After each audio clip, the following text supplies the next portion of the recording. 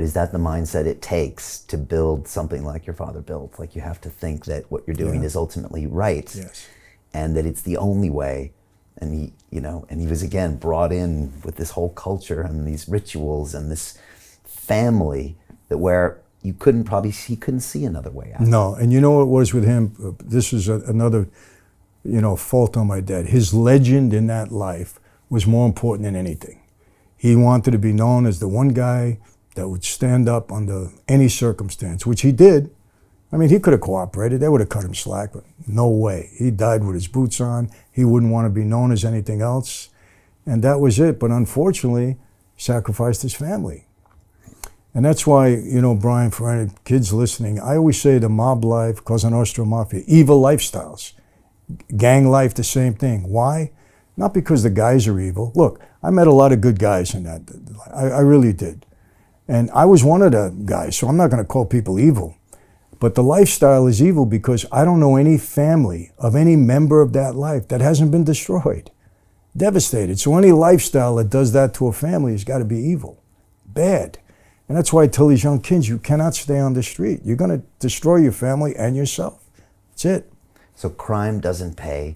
Is it a karma issue? Is it just if you're doing bad things will happen to you? How do you view it now? Look, I don't know if I believe in karma. As a Christian, I believe that you reap what you sow. So I guess you can call that karma. You reap what you sow in life. But, it's, you can't hang out with the wrong people and be accountable to the wrong people, continue to do the wrong things and think it's going to end up okay. It's the definition of insanity, keep doing the same wrong thing, think you're going to have a different outcome. So, and look, in this life I have found out, number one, we are who we hang out with. We're judged by the people we surround ourselves with and who we are accountable to. When I was on the street, I was accountable to my oath, to my boss. I was a criminal. Every day of my life on the street, I'm violating the laws of God and the laws of man because that's who I was accountable to. Now, with the grace of God, I've been able to, transform that part of my life. I'm accountable to God, to my wife, to my children, to people that trust me. So I'm on the right path. I try to stay on it. But, remember this, it's what I tell these guys too. You can take the boy out of Brooklyn. Can't always take Brooklyn out of the boy. I have the same instincts that I've had. They don't go away. Sometimes I want to deal with things the wrong way, but I catch myself, as much as I can. But this is a tough life to navigate. There really is, Brian. And I think you've experienced that. I have. And meanwhile, you've got the public that are fascinated and almost idolize this gangster lifestyle. Yes. The movies, the casinos, the Goodfellas. Part of the reason you get so much attention and exposure. People, they somehow want to be something that they don't want to be. Exactly. But yet we still have this thirst, this want. How do you explain that? Why is everyone so fascinated with this lifestyle? I don't know if you've been watching or have you seen yet, I don't know if it's here yet, but there's a new television series called The Offer. No. Okay. When you get it, watch it. It's very good. And it's the prequel to the making of The Godfather, how The Godfather got made.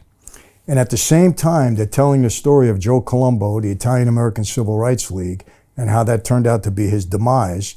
But it also tells how much influence that Colombo and our family had over the making of The Godfather. Now that was my era. I was right there throughout all. So it's exciting to watch the show. There's some discrepancies, but it's a great show. The actors are everybody's doing a great job. But what was my point on this? Where were we going with it? You made the ultimate form of media that then allowed people to idolize that lifestyle, which was The Godfather. Here's the thing. It's all about the media. It's all about entertainment. I mean, look, when The Godfather came out, guys on the street were acting different because it elevated the persona of guys on the street in a big way. I'm telling you, I witnessed it. I watched it. All of these movies, I speak to young kids. Michael, come on, man. You had the cars, you had the money, you had all the women, you had people catering to you all the time. I said, I know. That was Goodfellas, right? Did you watch the second half of the movie? Who got killed, who lost everything, who went to jail? They don't see that. They only see the money, the power, and that's an aphrodisiac to people.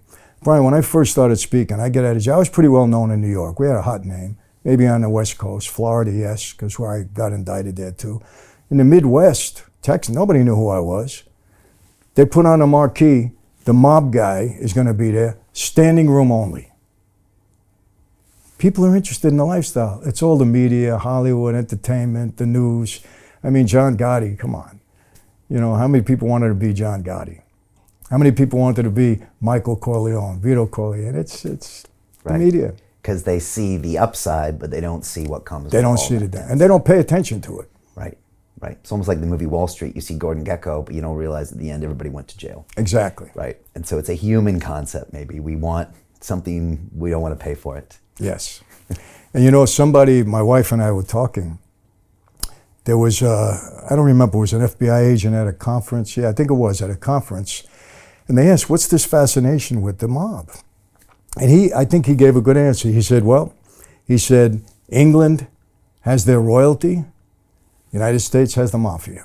And that's how and you know, I thought about it. I said, I think he's right.